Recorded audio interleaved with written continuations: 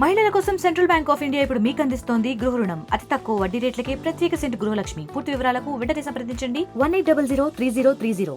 YCP MLC Duvvada Srinivas ఇంటి వివాదం రచ్చకెక్కి నెల రోజులు కావస్తుంది. నెల రోజుల పరిణామాల్లో చివరికి మాత్రం ఏదైతే మనం ప్రస్తుతం ఉన్నటువంటి ఈ ఇల్లు ఉందో ఆ ఇంటిని తనకి ఇవ్వాలని భార్య పిల్లలు చేసిన డిమాండ్కి మాత్రం ఈరోజు ఎవరైతే ఆరోపణలు ఎదుర్కొంటున్నారో దివ్యల మాధురి మాత్రం ఆ ఇంటిని రిజిస్ట్రేషన్ చేయించుకున్న తర్వాత ఈరోజు రోజు తర్వాత ఈ కాంపౌండ్ నుండి పిల్లలు భార్య కూడా వెళ్ళడం జరిగింది. ప్రస్తుతం దువ్వాడ శ్రీనివాస్ కూడా బాహ్య ప్రపంచానికి అందుబాటులోకి వచ్చారు. ప్రస్తుతం ఈ విషయంలో మాత్రం పూర్తి స్థాయిలో ఆది నుండి కూడాను ఏదైతే న్యాయపరమైన మెలకులు చెప్పినటువంటి ఆజాద్ లాయర్ అడ్వకేట్ మనతో ఉన్నారు. చూస్తే కనుక ఈ విషయాన్ని ఏ విధంగా తీసుకోవచ్చు? ఇది ఏమైనా ఫ్యామిలీ డిస్ప్యూట్గా తీసుకోవచ్చా, లేకపోతే వైఫ్ అండ్ హస్బెండ్కి సంబంధించి, లేకపోతే ఫాదరు అదేవిధంగా చిల్డ్రన్కి సంబంధించిందే? ఏ విధమైనటువంటి పరిణామాలు ఇవి చూడవచ్చు? ఇన్ని రోజులు ఈ ఎపిసోడ్ నడడానికి ఏ సమస్య వెంటాడింది? చాలా మంచి ప్రశ్న అడిగారండి. ఇది యాక్చువల్గా ఏంటంటే కుటుంబ వ్యవహారం ఏంటంటే తిరిగి రాజకీయ రంగు పూనుకోవడం జరిగింది. అలాగే ఏంటంటే జనరల్గా ఒక కుటుంబంలో ఎలా ఉంటుందంటే ఎవరైనా ఏదైనా జరిగినప్పుడు పెద్ద మనుషులు ఎవరైనా చెప్పినప్పుడు మామూలుగా మా దగ్గరికి వస్తారు చాలామంది భార్యాభర్తల విషయంలో వస్తుంటారు. వచ్చినప్పుడు మేము కొంత కౌన్సిలింగ్ ఇస్తాం. అది కాదమ్మా ఇలా ఉండాలని చెప్పడం జరుగుతుంది. మ్యాక్సిమం ఏంటంటే ప్రీ కౌన్సిల్ అనేది మనకు కామన్గా ఉండాలి. సో ఆయన ప్రీ కౌన్సిల్ విషయంలో కూడా ఆయన ప్రయత్నాలు చేశారు. శ్రీనివాసరావు గారు ప్రయత్నాలు చేయడం కూడా జరిగింది. సో తర్వాత ఇది కొంత రాజకీయ రంగు పులుముకుందని నేను అనుకుంటున్నాను. నా వ్యక్తిగత అభిప్రాయం అది ఒకటి. అంటే పరిణామాలు మాత్రం రాజకీయ అండదండలతోనే ఈ కుటుంబ కలహాల్లో రాజకీయ ప్రమేయం ఇన్వాల్వ్ కాబట్టే నెల రోజుల పాటు ఈ ఎపిసోడ్ కొనసాగింది. ఎక్కడ కూడా సమస్య అనిపించట్లేదు. ఇదంతా కోరికల కంటెంట్లో నడిచింది. ఎస్, చాలా మంచి ప్రశ్న అన్నారు మీరు. చాలా బాగా చెప్పారండి. ఇది సమస్య పరిష్కారం అనిపించట్ల, కోరికే. ఎందుకంటే మీ ఆర్టీవీ సాక్షిగా దాదాపు 4 నుంచి 6 గంటల సేపు నేను కూర్చున్నాను లైవ్లో. ఆ రోజు మన శ్రీధర్ గారు వచ్చారు లైవ్లోకి. అలాగే శ్రీనివాసరావు గారు కూడా మనకు రావడం జరిగింది.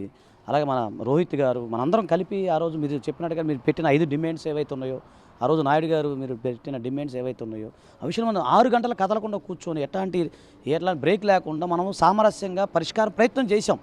అదొక నిజంగా చెప్పండి, అది మనం కౌన్సిలింగ్ నథింగ్ బట్ కౌన్సిలింగేనండి. కాకపోతే మీడియా పరంగా జరిగింది. కానీ ఆ రోజు 6 గంటలు కూర్చున్నాం. వాణి గారికి మనం ఫోన్ చేయడం చాలాసార్లు చేశాం. రోహిత్ గారు చేయడం జరిగింది. కానీ ఆ రోజు చేయలేదు. కానీ ఆ రోజు చాలా ఆనందించానండి. ఒక ఎమ్మెల్సీగా ఉన్న ఆయన మానవతా దృక్పథంతో ఆయన ఆలోచించి నా యొక్క ఆస్తులు ఏవైతే ఉన్నాయో అవి 90% ఇస్తా అన్నాడు ఆయన. అంటే నేను అదే చెప్తున్నానండి. ఉదాహరణకి బిల్ గేట్స్ తీసుకున్నా కూడా ప్రపంచ కుబేరుడు ఎవరైతే ఉన్నారో ఆయన ఇలాంటి సంఘటన అడల్టరీ సంబంధించి భార్య కేసు ఇస్తే 50% మాత్రమే వాటా ఇవ్వడం జరిగింది. ఆ సందర్భంలో మనం గుర్తు చేసుకున్నాం. 90% ఆయన ఇస్తా అన్నారు. ఇంకొక విషయం ప్రామిస్ కూడా చేశారు. పిల్లలు ఎవరైనా వస్తే రాజకీయ రంగంలో నేను పూర్తిగా సపోర్ట్ చేస్తాను, అవసరం అయితే నేను త్యాగం చేసినా వాళ్ళని ముందుకు తీసుకెళ్తాను కూడా ఆయన చాలా బాగా చెప్పారు. సో ఇన్ని అవకాశాలు, ఇన్ని పరిణామాలు ఉన్నప్పుడు ఇప్పుడు నేను చూశాను. యాక్చువల్గా ఆ రోజు లైవ్లో ఉన్నాను. మీకు నేను ఓపెన్గా చెప్తున్నా. ఇప్పుడు చూశాను, ఏమి కన్స్ట్రక్షన్ ఏం లేదు. చూశారు కదా, ఇదంతా బిల్డింగ్ ఏమి లేదు. మరి ఈ బిల్డింగ్ ఇదే కావాలని కోరుకుంటాం ఎంతవరకు అనేది ఆమె యొక్క విచక్షణ అధికారాన్ని బట్టి ఆధారపడి ఉంటుంది. మరోవైపు చూస్తే కనుక తన భర్తతో కొనసాగించాలి, తన పిల్లలకి తండ్రి కావాలని తొలినాల్లో ఆమె చేసినటువంటి డిమాండ్. తదనంతరం ఏదైతే 5 డిమాండ్ ప్రక్రియ బయటకు వచ్చిందో తను అటువంటి డిమాండ్లు ఏమీ చేయలేదని కూడా ఆ మీడియా ముఖంగా చెప్పడం జరిగింది. చాలా మంచి ప్రశ్న అడిగారండి. ఇప్పుడు ఆయన గనక భర్త, నేను లీగల్ పాయింట్ చెప్తాను. భర్త గనక కాపురానికి రాకపోతే భార్యకు ఉన్న అధికారం ఏంటో తెలుసారా? ఆర్సీఆర్ అనేది ఉంటుంది, restitution of conjugal right, section 9 కింద ఆయనకి ఈ పాటికల్ నోటీస్ పంపించాలి. నోటీస్ పంపించినప్పుడు ఆయన కాపురానికి రాకపోతే కోర్టు వారు ఏం చేస్తారంటే, ఈ లీగల్ పాయింట్స్ చెప్తున్నానండి, కోర్టు వారు ఏం చేస్తారు, ఆయన ప్రాపర్టీ మీద అటాచ్మెంట్ పెడతారు. ఈ లాజిక్ ఏదైతే ఉందో నేను అదే చెప్తున్నాను. ఆర్సీఆర్ కనుక ఫైల్ చేసి ఉన్నట్టయితే, ఈ రోజు కనుక ఫైల్ చేసినట్లయితే ఆయన కనుక సరైన సమాధానం కోర్టుకి చెప్పకపోతే కోర్టు వారు ఏం చేస్తారు, ముందు ఆయన ప్రాపర్టీ ఏవైతే ఉన్నాయో దానికి అటాచ్మెంట్ ఇచ్చేస్తారు. దానివల్ల ఏమవుతుందో ఆయన ప్రాపర్టీ అమ్మటానికి కొనడానికి ఉండదు. సో నేను తెలిసి ఆమె ఈ దిశగా అయితే ప్రయత్నాలు చేయలేదు. ఎందుకంటే ఈ ప్రాపర్టీకి సంబంధించి నా క్లయింట్ మాధురి ఎవరైతే ఉన్నారో ఆమెకు సంబంధించి మా దగ్గర క్రిస్టల్ క్లియర్గా ఎవిడెన్స్ ఉంది. ఆ చెక్కులు ఉన్నాయి, గతంలో ఇచ్చిన డబ్బులకు సంబంధించిన ప్రామిస్ నోట్స్ అన్నీ ఉన్నాయి. దీనికి సంబంధించి గతంలో కూడా నేను కూడా ఆయనకి లీగల్గా చెప్పాను. ఏంటి సార్, మరి ఒకవేళ మీరు కనుక మా క్లయింట్కి సంబంధించి మీరు కనుక అమౌంట్ ఇవ్వకపోతే సరే, మీ మధ్య అది వేరే విషయం, కానీ లీగల్గా మీరు అప్పు తీసుకున్న వాళ్ళు, ఆమె అప్పు ఇచ్చిన వ్యక్తి, అదే కదా మనం లెక్క చూసుకోవాలి. సో ఆ లీగల్ ఆస్పెక్ట్స్ విషయంలో మరి మేము కోర్టుకి వెళ్ళి ఇంటిపైన అటాచ్మెంట్ తెచ్చుకుంటామండి. తర్వాత మనం లీగల్గా ఆస్పెక్ట్ అవుతే రేపు మళ్ళీ మీకే, అంటే పెద్ద స్థాయిలో ఉన్నారు, ఒక ఆయన అప్పు లేకపోతే ఇల్లు, మనం కూడా ఉలవ చూస్తాం కదా సార్, ఎలా అంటే కామన్గా ఒక వ్యక్తి అప్పు ఇకపోతే ఇల్లు అటాచ్మెంట్ పోయింది అనుకోండి, వాల్యూ పోతుంది, బరువు అనేది పోతుంది. సో అలా ఉంటుందండి అని చెప్పి మేము కూడా చెప్పడం జరిగింది. గత మీరు అన్నట్టు నెల రోజులు కాదు, అంతకుముందు కూడా. మీకు విషయం ఏంటంటే నెల రోజుల్లో ఈ యొక్క కేసు బరస్ట్ అయింది. కానీ అంతకుముందు చెప్తున్నాను, మాధురి గారు ఇప్పుడు కాదు నాకు పరిచయం, 7 years పరిచయం. ఆమె ఒక కామన్ మ్యాన్గా ఉండేవారు. ఒక పెట్రోల్ బంకు కొన్ని ఏదో సంబంధించిన వ్యవస్థ నడిపించేవాళ్ళు. దానికి సంబంధించి ఒక లీగల్ అడ్వైజర్గా వాళ్ళకి సంబంధించి నేను కూడా సపోర్ట్ చేస్తుండేవాడిని. ఒకసారి నేను రావడం కూడా జరిగింది, ఒక కేసు విషయంలో నేను రావడం కూడా జరిగింది. ఈ ఎపిసోడ్లో ఒక అడ్వకేట్ని పక్కన పెట్టి ఒక కామన్ పబ్లిక్గా తీసుకుంటే ఇది ఏమైనా అంత చిక్కుమూడలు ఇప్పలేనంతటువంటి సమస్యగా మనం అనుకోవచ్చా? ఒక కుటుంబ నేను ఒక కామన్ మ్యాన్గా చెప్తున్నాను సార్, నేను లాయర్ కాదు. నేను కూడా సగటు ప్రేక్షకులు అనుకుందాం. చాలా చిన్న సమస్య అండి. ఒకటే, కూర్చుంటే మాట్లాడితే అన్నీ సెటిల్ అవుతాయి. అలా కాకుండా ఎంతసేపటికి నేను పట్టుకున్నా దానికి ఏదంటే కుందేలకు 3 కాళ్ళు అనుకొని మొండితనంగా వెళ్తే ఎవరైనా సరేనండి. ఇక్కడ కామన్ మ్యాన్గా ఒక మగ వ్యక్తి అనే వ్యక్తి ఎన్నో కష్ట నష్టాలు కోర్చి, ఎన్నో కష్ట సుఖాలు బాధలు పడి ఇంటికి వచ్చినప్పుడు అతనికి సుఖం కావాలి. నేను కామన్ మ్యాన్గా చెప్తున్నా సార్, నేను లాయర్గా కాదు. మళ్ళీ చెప్తున్నా, ఇప్పుడు నాకు మ్యారేజ్ అయితే నాకు సంసారం అన్నీ ఉంటాయి. ఇప్పుడు ఒక వ్యక్తి ప్రపంచంలో తిరిగి ఇంటికి వచ్చినప్పుడు మనకు కావాల్సింది ఏంటి సార్? ప్రశాంతత మనకు కావాలి. అదే కోరుకుంటాడు ఎవరైనా.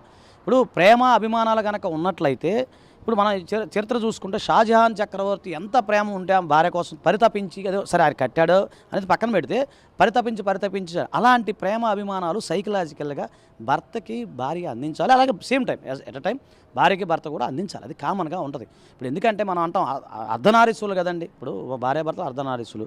సో ఇలాంటి కౌన్సిలింగ్ కూడా గతంలో చేసి ఉండటం కూడా మంచిదైంది. నేను కూడా చెప్పాను సార్కి, శ్రీనివాసరావు గారు, ఈయన కూడా నాకు ఎప్పటి నుంచో వైఎస్ఆర్సీపీ నుంచి గత 7-8 years నుంచి ఈయన కూడా నాకు పరిచయం. ఆయన కూడా చెప్పాను, సార్ మీరు వయసులో పెద్దవారు కావచ్చు కానీ అనుభవపూర్వకంగా ఏంటంటే కూర్చుంటే షార్ట్ అవుట్ చేసుకొని, ఇలాంటి మీలాంటి పెద్దలు ఎవరైనా జోక్యం చేసుకుని లోకల్గా కొంత కమ్యూనిటీ వాళ్ళంతా కూర్చొని మాట్లాడడం సామరస్యంగా సింపుల్గా అయ్యే ప్రశ్న అండి. ఏం లేదు, చాలా సింపుల్. నీకేం కావాలి? ఎవరి వల్ల బెట్టుంది ఆ సమస్య పరిష్కారం నోచుకోలేదు సార్. నేను ఓపెన్గా చెప్తున్నాను సార్, అది అందరికీ తెలిసిన విషయమే. ఇప్పుడు ఏదైతే ప్రాపర్టీ ఏదైతే ఉందో, నీకు లీగల్గా భర్త పైన రైట్ ఉంది. రైట్ ఉన్నప్పుడు ఏం చేయాలి? ఒక కుటుంబ పెద్దలో లేకపోతే మీకు సంబంధించిన కమ్యూనిటీ, బలమైన కమ్యూనిటీ మీది, ఆ కమ్యూనిటీకి సంబంధించిన ఉంటారు కదా పెద్దవాళ్ళని కూర్చోబెట్టి ఒక 4 గోళ్ల మధ్య చేసుకోవడం బెటర్ తప్ప ఇక్కడికి వచ్చేసి మనం చూసాం, నిన్న వచ్చారు నిచ్చెన వేసుకొని బూతులు. నిన్న అసలు ఆ బూతులు ఏంటంటే, ఒక ఎమ్మెల్యే, ఆమె కూడా ప్రజాప్రతినిధి కదా, ఆ స్థాయి వ్యక్తి, ఒక కామన్ మ్యాన్. ఆమెకు నిజం మనం ఇట్లా మాట్లాడుకుందాం అండి.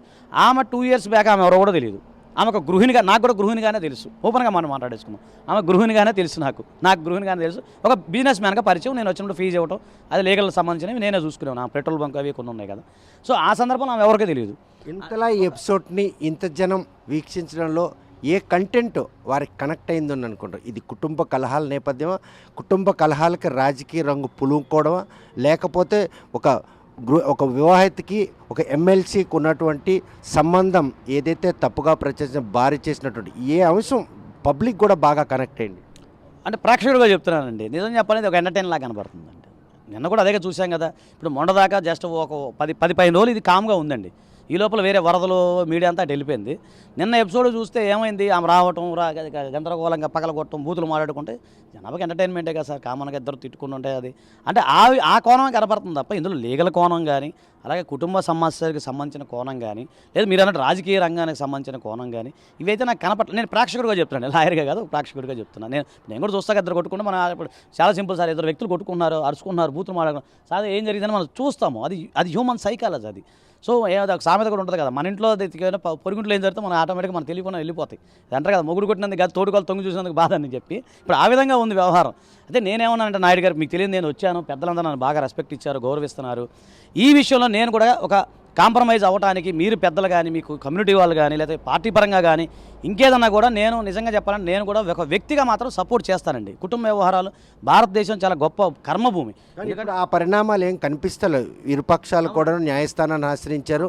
థర్డ్ పార్టీకి ఉన్న మాధురి కూడా ఈరోజు ఈ ఎసెట్ని సొంతం చేసుకోవడంతో పాటు ఆమె కూడా ప్రాణహాని పోలీసులు కంప్లైంట్ ఇచ్చి రేపు ఈ ఎసెట్ మీద ఎటువంటి న్యాయ పోరాటానికి ఏమి సిద్ధం అవుతుంటే, ఇది తన భర్తకు సంబంధించినటువంటి ఆస్తి నాకు నా పిల్లలకే చెందుతుందని వాణి ఒక వాదిస్తుంది. అంటే తెగేదాకా లాగే పరిణామాలు కళ్ళ ముందే కనిపిస్తున్నాయి. ఖచ్చితంగా నాయుడు గారు ఒక మంచి మాట చెప్తా. ఇది సెల్ఫ్ ఎక్వైర్ ప్రాపర్టీ అంటే అవునన్నా కాదనేది సెల్ఫ్ ఎక్వైర్ ప్రాపర్టీ. ఒక హిందూ పురుషుడు తనకు తాను సంపాదించిన సెల్ఫ్ ఎక్వైర్ ప్రాపర్టీలు ఎవరికి రైట్ ఉండదు, అది క్లియర్ లాలో ఉంది. సో ఆయన యొక్క సెల్ఫ్ ఎక్వైర్ ప్రాపర్టీ బాకీ ఉండడం వల్ల, అప్పు తీర్చడం వల్ల, అప్పు తీర్చాల్సిన పరిస్థితుల్లో ఆయనకు సేల్ చేయడం జరిగింది. అది ఆయన హక్కు.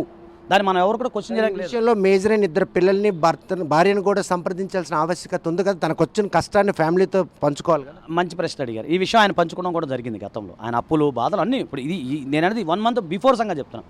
అంటే 1 month బిఫోర్ ఒక కామన్ మ్యాన్ మీకు తెలియదు కదండి. ఇప్పుడు మీరు అన్నట్టు ఆగస్టు 8 ముందు ఎవరో తెలియదు, అసలు ఈ సంఘటనే తెలియదు. తెలియనప్పుడు ఇవన్నీ జరుగుతాయి కదండి, బాధలు ఉంటాయి. ఆయన చెప్పుకుంటాడు ఇలా బాకీలైన ఇలా అప్పులైన ప్రభుత్వం లేదు, సరే అన్ని కష్టాలు ఉంటాయి కదండి. అప్పుడు ఎంత చెట్టుకి అంత గాలి, అంతే కదా సార్, అంత చెట్టుకి అంత గాలి. ఆయనకున్న కష్టాలు ఆయనకే ఉంటాయి, ఆయనకున్న అప్పులు ఉన్నాయి. ఇవన్నీ చర్చించడం అయింది. అయిన తర్వాత ఎప్పుడైతే ఇది బరస్ట్ అయిందో, ఓపెన్ అయిందో, అప్పుడు పబ్లిక్లోకి వచ్చింది.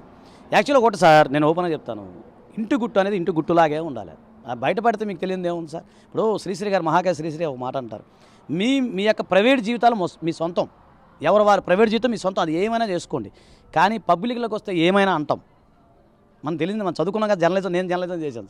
జర్నలిజంలో మనకు అదే కదా సామెత, నీ ఇంటికుంటే ఏమైనా చేసుకో, 4 వాళ్ళ మధ్య నువ్వు ఏమైనా చేసుకో, నన్ను ఎవరేమన్నారు. భారత రాజ్యాంగం ఇచ్చిన హక్కులు మనకు అవి. భార్య బిడ్డలు సంతోషంగా ఉండు, జీవించు, వాళ్ళతో నీ యొక్క ఎమోషన్ షేర్ చేసుకో, అన్నీ ఉంటాయి. ఎప్పుడైతే ఈ విషయాన్ని గుట్టుగా చేసుకోవాల్సిన విషయాన్ని బరస్ట్ అయిపోతుందో, ఇక ఏమవుతుందంటే ఏదంటారు కదా, ఇప్పుడు ఇంట్లో వాళ్ళు పెట్టే కంట్లో పుల్ల అని ఒక సామెత కూడా ఉంది సార్. ఇంట్లో వాళ్ళు పెట్టే కంట్లో పుల్ల అన్నట్టు ఇక్కడ అదే జరుగుతుంది నాకు తెలిసి. ఈ ఇంట్లో పెట్టిన కంటి పుల్ల మాత్రం ఈరోజు శ్రీనివాస్తో పాటు ఆమెతో సన్నిహితంగా ఉండటం మాధురికి కూడా, మీ క్లయింట్, రేపు మీ క్లయింట్ నిర్భయంగా జీవించే పరిణామాలు ఉన్నాయా? ఈ ఇంటికి మళ్ళీ నాది అనుకొని వచ్చే పరిస్థితులు కనుక వస్తే న్యాయపరంగా ఎటువంటి అంటే ఫేస్ చేసేదాన్ని? ఒకటండి, ఇప్పుడు న్యాయపరంగా ఎలాంటి చిక్కులు అయితే ఇంటి మీద ప్రజెంట్ లేవు. At the time of registration there is no any litigations, అది క్లియర్. సో దాని ద్వారా రిజిస్ట్రేషన్ క్లియర్గా అయిపోయింది. అలాగే ఆయన సంబంధించిన అప్పులు ఏవైతే ఉన్నాయో దానికి సంబంధించిన ఉంది కదా, కొంత బ్యాలెన్స్ కూడా ఉన్నట్టున్నాడు ఆయన. మేము లెక్క చూడాలి, అది కొంత లెక్క చూస్తే తెలుస్తుంది. అదొకటి. తర్వాత ఇప్పుడు ఆమె ఓల్డెన్స్ వాళ్ళు ఓనరు, ఇంకోటి సెల్ఫ్ ఎక్వైర్ ప్రాపర్టీ, ఎవరికి రైట్ లేదు. ఆయన అమ్ముకున్నాడో ఆయన ఇష్టం, ఆయన బాకీ ఉండి అమ్ముకున్నాడో లేకపోతే ఆయన బిజినెస్ పరంగా అమ్ముకుంటాడో అది మన ఇష్టం, మన ప్రాపర్టీ మన ఇష్టం. మాధురి ఒక అడుగు ముందు కేసు, వాణి ఒక అడుగు ముందు కేసు కనుక మళ్ళీ దీని మీద వేస్తే మాధురికి ఏమైనా కూడా న్యాయపరంగా ఆమెకు రైట్ లేదు. ఎందుకంటే అమ్మకం కొనుగోలుదారు మధ్య జరిగింది ట్రాన్సాక్షన్. ఒకవేళ వస్తే రివోక్ చేసుకుంటే ఆయన ఎవరైతే ఉన్నారో అమ్మిన ఆయన మాత్రం రివోక్ చేసుకుంటాడు, కానీ ఈయనకి సంబంధం లేదు. ఒకటి మీకు ఒక కైండ్ ఇన్ఫర్మేషన్ ఏంటంటే, వాళ్ళు ఇచ్చిన డీవీసీ ఆర్డర్ ఏదైతే ఉందో అది ప్రాపర్గా ఏంటంటే, ఈ జనరల్గా డీవీసీ ఆర్డర్ ఏముంటుందంటే, భర్త నివసించిన దానికి ఈమెకి అకామిడేషన్ ఇవ్వాలి అనేది ఉంటుంది కామనే. సో భర్త ఎక్కడ నివసిస్తారో అక్కడ అకామిడేషన్ ఉంటుంది. జనరల్గా అదే ఆర్డర్ వచ్చింది. అంతే తప్ప ఈ ఇంటిని అమ్మకూడదు, ఇంటి మీద అటాచ్మెంట్ ఉంది, ఈ ఇంటిని మూవ్ చేయకూడదు లేదా ట్రాన్స్ఫర్ చేయకూడదు అనేది లేదు. నిందాక మీకు చెప్పాను, ఆర్సీఆర్ ఏదైతే ఫైల్ చేసుకుంటామో అప్పుడు అటాచ్మెంట్ ఇస్తుంది కోర్టు. సో ఆమె ఫైల్ చేయలేదు, ఆమె ఓన్లీ డీవీసీ మాత్రమే ఫైల్ చేశారు. డీవీసీలో ఏముంటుంది, ఇప్పుడు ఆయన ఇక్కడ లేరు, ఆయన అమ్మేసుకున్న, ఆయన పరిస్థితి బాగాలేదు, అమ్ముకున్నాడు, ఆయన ఇంకో దగ్గర ఉంటే ఆమె అక్కడికి వెళ్ళాల్సి వస్తుంది. ఇంకొకటి ఫర్ కైండ్ ఇన్ఫర్మేషన్ ఏంటంటే, నేను తెలుసుకున్నది ప్లస్ మీ అందరి ద్వారా తెలిసింది ఏంటంటే, ఆమెకు ఆల్రెడీ ఇల్లు ఉంది, టెక్కల్లో ఒక మంచి ప్రాపర్టీ ఉందంట, పెద్ద ప్రాపర్టీ ఉందంట. సో ఉన్నప్పుడు మరి ప్రాపర్టీ ఉంది కాబట్టి అది కోర్టు వారి దృష్టికి కూడా వీళ్ళు తీసుకెళ్తారు. ఏమన్నా ఆల్రెడీ ఉంది కదా, ఈ అవసరం ఈయన అక్కడికి వెళ్ళి ఉండొచ్చు. ఇక్కడ ఏ అవసరమైతే, ఇప్పుడు అవసరమైన కాదండి, ఆయనకున్న రైటు. ఇప్పుడు భార్యకి ఎట్లా రైట్ ఉందో భర్త కూడా అదే రైట్ ఉంటుంది కదా. సో ఇప్పుడు ఈ శ్రీనివాసరావు గారు అని ఆయన, ఆమె ఎక్కడైతే నివసిస్తుందో ఈయన అక్కడికి వెళ్ళిపోయి ఉండొచ్చు, ఈయనకున్న రైట్ అది. సో ఆ పని జరగొచ్చామని అనుకుంటున్నాను. అప్పుడు భార్యాభర్తలు కలిసి ఉండొచ్చు. సో డైవర్స్ పిటిషన్ అనేది పెండింగ్ ఉంది, అది కోర్టులో తేలాలి. సో వీళ్ళ కుటుంబ వ్యవహారానికి వస్తారు, వాళ్ళు ఇద్దరు మాట్లాడుతున్నారు, వాళ్ళు మాట్లాడుకున్నారు ఫస్ట్. ఒకవేళ వాళ్ళు మాట్లాడుకునే భార్యాభర్తల మధ్య ఏమైనా అండర్స్టాండింగ్ ఉండి మ్యూచువల్గా వెళ్తారా లేకపోతే కంటెస్ట్ డైవర్స్ అనేది మమ్మల్ని సంప్రదిస్తే అది ఆమె తరపున మేము ఫైల్ చేస్తాము. ఇప్పుడు శ్రీనివాస్ గారి పరిస్థితి అయితే అది పెండింగ్ ఉన్నాయి కేసులు, ఇది చాలా అంటే టైం పడుతుంది కదండి. సో ఈ లోపల ఏంటంటే ఆయన ఇంటికి వెళ్ళి ఉండొచ్చండి, అది కూడా రైట్ ఉంటుంది. శ్రీనివాస్ బ్యాక్ టు పెవిలియనా? అది ఆయన వ్యక్తిగత విషయం అండి. నేను ఒక కామన్ మ్యాన్గా చెప్తున్నాను, అంటే ఒక భర్త ఉన్న పొజిషన్ చెప్తున్నా తప్ప చట్టపరమైనటువంటి ఆటంకాలు అధిరోహించడానికి చట్టం చెప్పే తల సూచనలు ఆచరించాలనుకుంటే నిలువు నీడలేనటువంటి దువ్వాడ శ్రీనివాసరావు ఈరోజు ఆయన భార్య పిల్లల ఆవాసం ఉంటే ఇంటికి వెళ్ళి అకామిడేట్ అయ్యే అవకాశాలు ఉన్నాయి, ఉంటుంది కదండి. ఇప్పుడు మేము చెప్తాను మీకు, హిందూ మ్యారేజ్ యాక్ట్ సెక్షన్ 24 ప్రకారం భార్య అనేమో భర్త పైన మెయింటెనెన్స్ వేసుకోవచ్చు, అలాగే భర్త కూడా భార్య పైన వేసుకోవచ్చు. ఇన్ఫర్మేషన్ జనరల్గా అంతా తెలుసుకొని నేను చెప్తున్నాను. ఇప్పుడు ఒక తనకు తాను పోషించుకోలేని స్థితిలో ఉన్న ఒక భర్త తన భార్య, ఇప్పుడు ఈయనకు ఆదాయం ఏం లేదు అనుకుందాం, ఈయనకు ఆదాయం లేదు, ఈయన పేరు మీద రూపాయి కూడా లేదు, ఈయనకు ఏది లేదు, ఈయన కూడా మెయింటెనెన్స్ ఆమె మీద వేసుకోవచ్చు. ఇప్పుడు వేసుకోవచ్చు ఏమో జరగచ్చు. అయితే నేను ఇంకోటి కైండ్ ఇన్ఫర్మేషన్ ఏంటంటే, నేను సమాచారం అందించేవాడినే, కాకపోతే నేను ఆయన అడ్వకేట్ కాదు, నాకు ఆయన ఒకలా తెవలేదు. కాకపోతే ఒక మంచి ఫ్రెండ్గా, ఒక పెద్ద ఎప్పటి నుంచో పరిచయము, ఒక లీడర్గా వైఎస్ఆర్సీపీలో మేము అందరం ఉన్నాం కాబట్టి అట్లా నేను కొంచెం ఆరాధిస్తాను, అభిమానిస్తాను. వ్యక్తిగతంగా నేను ఒక లీగల్ ఆఫీసర్గా నాకు రైట్ ఉంది, అది వీఆర్ ద కోర్ట్ ఆఫీసర్స్. అడిగితే ఆయన అడిగినా చెప్తాం, మీరు అడిగినా చెప్తాం, ఎవరైనా చెప్తాం, పబ్లిక్లో ఉన్నాం, ఖచ్చితంగా మేము సపోర్ట్ చేస్తాం. అయితే నేనేమంటానంటే, ఇప్పుడు ఆయనకి ఆర్థికపరమైన విషయాలు లేవండి, ఆయనకు ఆదాయం లేదు, లేనప్పుడు ఖచ్చితంగా ఆయన సెక్షన్ 24 కింద కూడా వేసుకోవచ్చు ఆయనకు ఉంది రైట్. అది భార్యాభర్తల మధ్య సెక్షన్ 24 క్లియర్గా చెప్తా ఉంది. అది కోర్టు వారు డిసైడ్ చేసి మరి ఆయనకు మెయింటెనెన్స్ చెల్లించాలా లేదా అనేది తర్వాత విషయం. తర్వాత ఇంకొకటి ఏంటంటే ఆయనకు సంబంధించి ప్రాపర్టీ కూడా వాళ్ళ పిల్లల పేరు మీద కూడా ట్రాన్స్ఫర్ చేశారు ఆయన, ఏదో వేరే పర్లకిమిడికి సంబంధించింది, అది కూడా సెల్ఫ్ ఎక్వైర్ ప్రాపర్టీ. ఇప్పుడు ఇవన్నీ ఏమంటే ఇక్కడ వాణి గారు చేసే ఆరోపణలు ఏంటంటే ఈ సెల్ఫ్ ఎక్వైర్ ప్రాపర్టీ ఏదైతే ఉందో ఈ ప్రాపర్టీ అనేది మా కష్టాజితం, నేను కూడా అందులో కష్టపడ్డాను, నేను కూడా కొంత అమౌంట్ ఇచ్చాను అన్నప్పుడు అది కోర్టులో చూపించుకోవాలి. ఇప్పుడు ఒక వ్యక్తి ఇల్లు కొన్నాడు, అందులో నేను కూడా నాది ఉంది అన్నప్పుడు కోర్టుకు చూపించుకొని అప్పుడు చేయాలి తప్ప ఆమె అలాంటి ఎవిడెన్స్ లేకపోతే మనం ఏం చేయడానికి ఏమి ఉండదండి. చోటికి ఎండ్ కార్డు పడ్డంటేనే లీగల్ కాంప్లికేషన్స్ తప్ప అంతా సమస్య సర్దుమనిపోయినట్టు. ఒకటి కాలం కలిసి రావాలి, 2 పెద్దలు కలిసి రావాలి, ముందు మనసులు కలవాలి, కోరికలు చంపుకోవాలి, ఇవన్నీ ఉంటే సెట్ అయిపోతాయి. ఇవన్నీ జరిగే పరిణామాలు కాదు, నెల రోజుల్లో ఎపిసోడ్లో అవన్నీ కూడా సుస్పష్టం అయ్యాగా. సార్ ఒకటి చెప్తాను సార్, ప్రపంచంలో ఏది కాదనుకుంటాం కాదు. ఇప్పుడు మీకు ఒకటి చెప్తా, తెల్లారదు అనుకుంటాం నిరాశ, తెల్లారి అలాగే ఉండాలనుకుంటాం దురాశ. ఈ రెండింటికి మధ్య ఉన్నదే మన జీవితం, దట్ ఈజ్ ఆశ. ఖచ్చితంగా ఆశిద్దాం సార్. చూస్తే కనుక ఏదైతే ఆది నుండి కూడా దివ్యలో మాధురికి అండగా ఉన్నటువంటి ఆజాద్ ఆమెకి న్యాయపరమైన సలహాలు ఇస్తూ వ్యాపార లావాదేవీల్లో అండగా ఉన్నటువంటి ఆయనకు తనకు వచ్చిన కష్టం చెప్పిన తర్వాత ఈరోజు ఏ ఇంటి కోసం అయితే వాణి నెల రోజులుగా పోరాటం చేసిందో ఆ పోరాటంలో మాత్రం కేవలం కోరికే పరిమితమైంది, సమస్య కాదు, సమస్యకు పరిష్కారం ఎతికే మార్గాలు ఏవీ లేని నేపథ్యంలో ప్రస్తుతం ఆ ఇంటిని కొనుక్కున్నటువంటి దివ్యల మాధురికి దీనిపై పూర్తిగా హక్కుంది.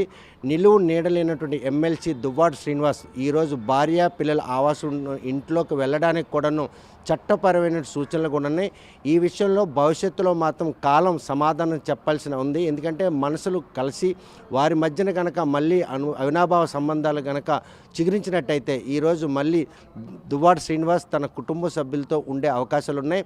లేదనుకుంటే మాత్రం ఈరోజు తన క్లయింట్ అయినటువంటి దివ్యల మాధురి ఇంటికి రావడానికి మాత్రం వాణికి కానీ పిల్లలకి ఎటువంటి హక్కు లేదు. శ్రీనివాస్ ఎక్కడున్నా కూడా తన వచ్చినట్టు తన నిర్ణయానికి కట్టుబడి ఉండే ఆయన మాత్రం ఎక్కడైనా ఉండొచ్చు. ప్రస్తుతం మాత్రం దమ్ముడి ఆదాయం లేనటువంటి దువ్వాడ శ్రీనివాస్ మాత్రం ఈరోజు నిలువులు లేనటువంటి పరిణామాలు చోటు చేసుకునే నేపథ్యంలో చట్టపరంగా ఆయనకి మాత్రం మళ్ళీ కుటుంబం దగ్గర పడుతుందన్నటువంటి సంకేతాలు ఉన్నాయని మాత్రం ఆజా స్పష్టం చేస్తున్నారు. వీడియో జర్నలిస్ట్ రాంకిషన్తో సత్యం, RTV శ్రీకాకుళం. మరిన్ని వీడియోస్ కోసం ఛానల్ ని సబ్స్క్రైబ్ చేయండి, లేటెస్ట్ అప్డేట్స్ కోసం వాట్సాప్ ఛానల్ ని ఫాలో చేయండి అండ్ లింక్ డిస్క్రిప్షన్ లో ఉంది.